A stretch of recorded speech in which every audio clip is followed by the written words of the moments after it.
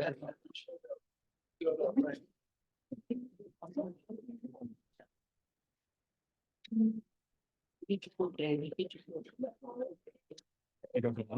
Sean.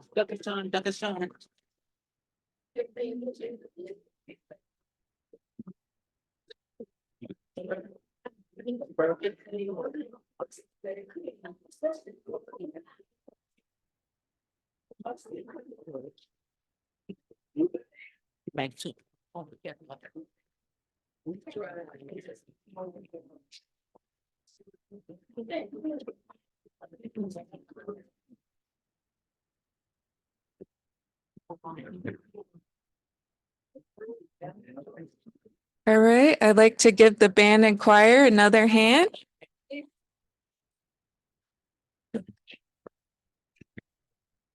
All right, I'd like to call on my next speaker, Dr. Rachel Bell.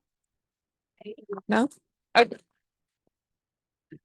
All right, for my next speaker, I'd like to call on Dr. Vicky Oglesby.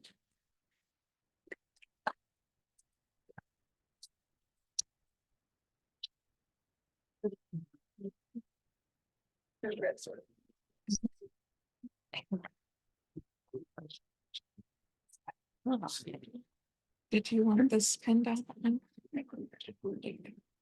Just hold them both. Yeah, and that one you can pin if you want. Oh. Okay. Good afternoon, class. Good afternoon. It's good to be here. It's very good to be here. I was out traveling, and one of my travels took me to Rome. What?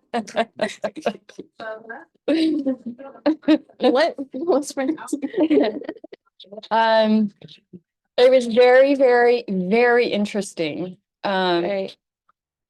As you all are aware, it's very influenced by Catholicism. And I didn't really think about that before I went. But when I got there, it's extremely, extremely prevalent. And I have to share one of my experiences because I did go to the Vatican. Right. And I did go to the Sistine Chapel. Sistine Chapel. But then one of the most interesting things was going to the Vatican Museum. And why I say that, what really just caught me off guard was when you walk into the museum, at the very entrance, there's displays and displays of ancient Rome religion. And I thought, well, what the heck is this doing at the Vatican? You would think that they would start right with Catholicism, but I guess they did it right. And I think, is this kind of a joke? Whoever designed this? Was it like supposed to be comical? But what it portrayed, at least to me, were the very similarities between ancient Rome and pagan worship and how that origin, and then they moved into Catholicism and its origin. And it was astounding how it displayed such similarities between the two. Right. And I thought, how is this possible that in the Vatican Museum that they would have this? But it's exactly what it was. I mean, they did have all this ancient Rome stuff, even how their emperors were dressed very much like the popes and all the jewels, just their whole worship. The paganism, as far as their holidays and traditions, how it lines up with our holidays and traditions that were brought forth from many of the original Christians or Catholicism. So that was one of the main things I walked away thinking, wow, just blatant to show that Catholicism really, its origin is in this ancient pagan traditions. And I did go through some of the museums, and the other thing I thought was very interesting was in some of their art, because all of their art is about everything is primarily, I shouldn't say all, but the majority of it is about religion and their concepts and opinions and portraying the Bible and what their concept is, what is going on. And so that was all very, I don't know, it comes across very physical, but lots of like the Messiah and their thoughts, a lot of the Mary, there's lots and lots about Mary and how much they worship her. And I that was a bit astounding because, you know, give all honor and praise and glory to our Heavenly Father. Right. Why do they have Mary in every other picture? You know, that was very interesting. I also did see some of the pictures where they had the Messiah on the cross.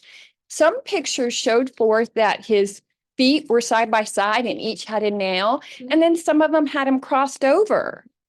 And I did have a chance to explain to some that is how important it is that they show forth in the picture that the feet are crossed over and it's only one point of blood. And that point of, there are 4 points of blood that should be shown when he's hung on the cross, because that does line up with the 4 points of blood that, that as far as the children of Israel to get out of the land of Egypt, they had to have those 4 points of blood, right? First of all, they had to have the lamb in them, right? It had to be in them and there couldn't be any left over. It had to be buried. Anything left over had to be buried. So the lamb had to be in them. And when that death angel crossed over, in order for them to get out and rise out of this land of Egypt, they had to have 4 points of blood on the inside of their door, right? It had the top, the 2 sides, and then there was a basin that dipped at the bottom.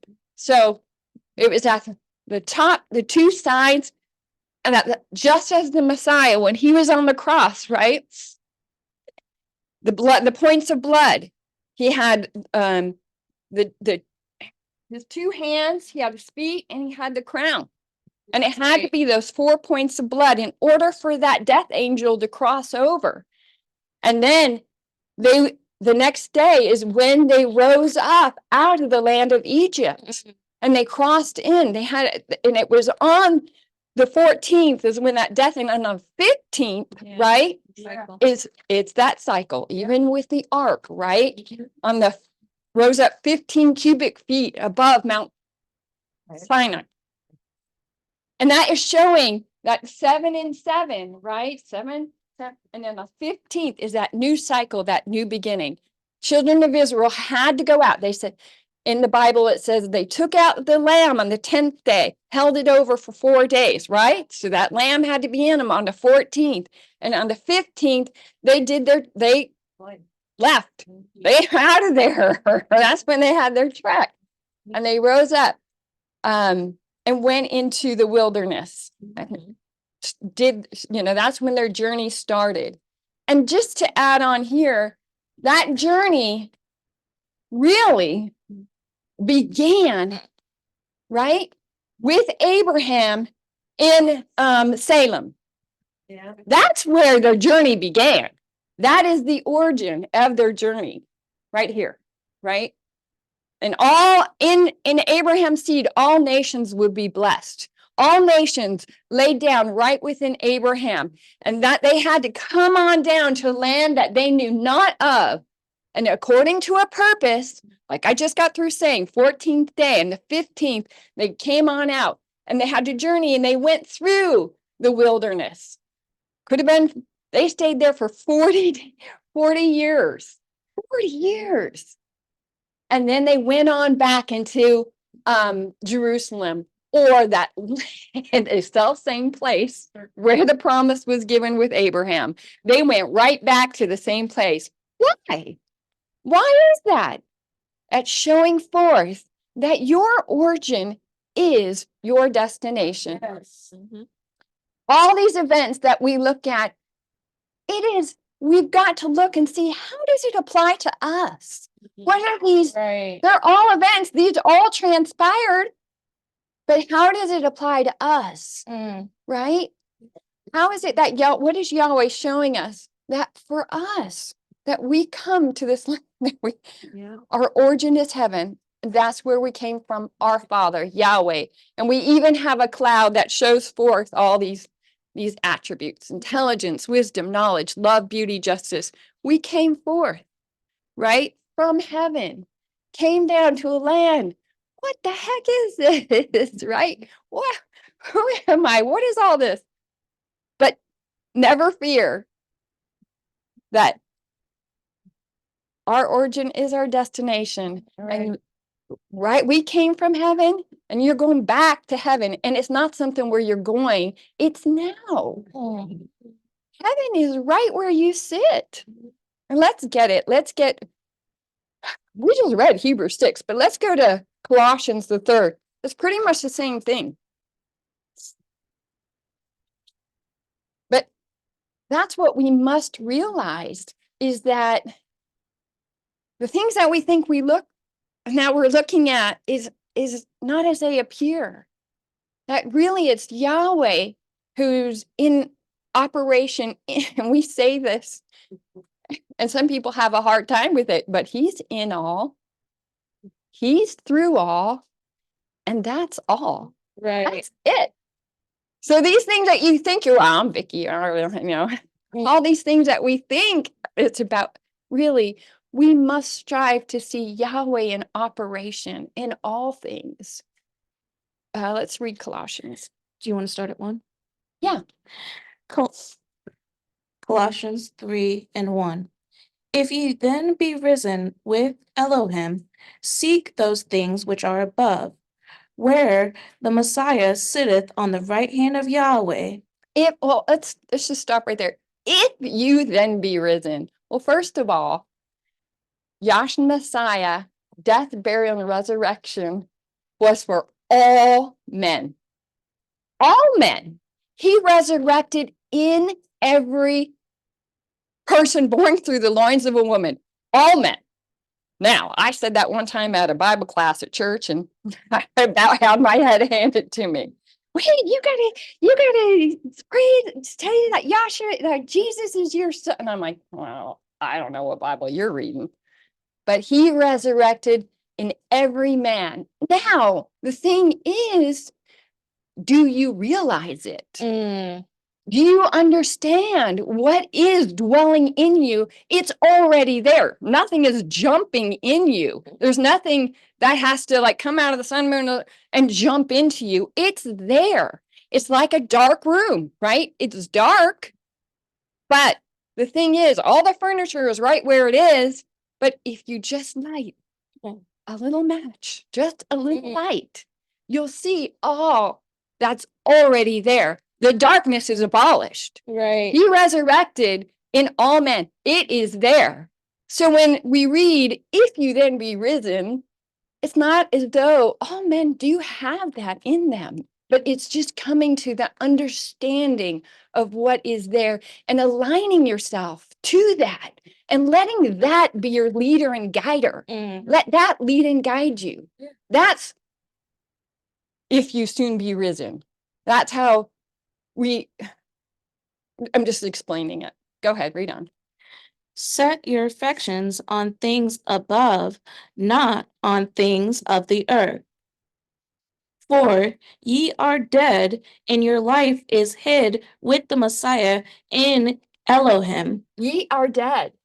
Ye are dead, and your life is hidden in him, right? We are dead. And that's just it, is coming to that absolute and profound understanding to move ourselves out of the way and to let him be that leader and guider. Read on. When Elohim, who is our life, shall appear, then shall you also appear with him in glory.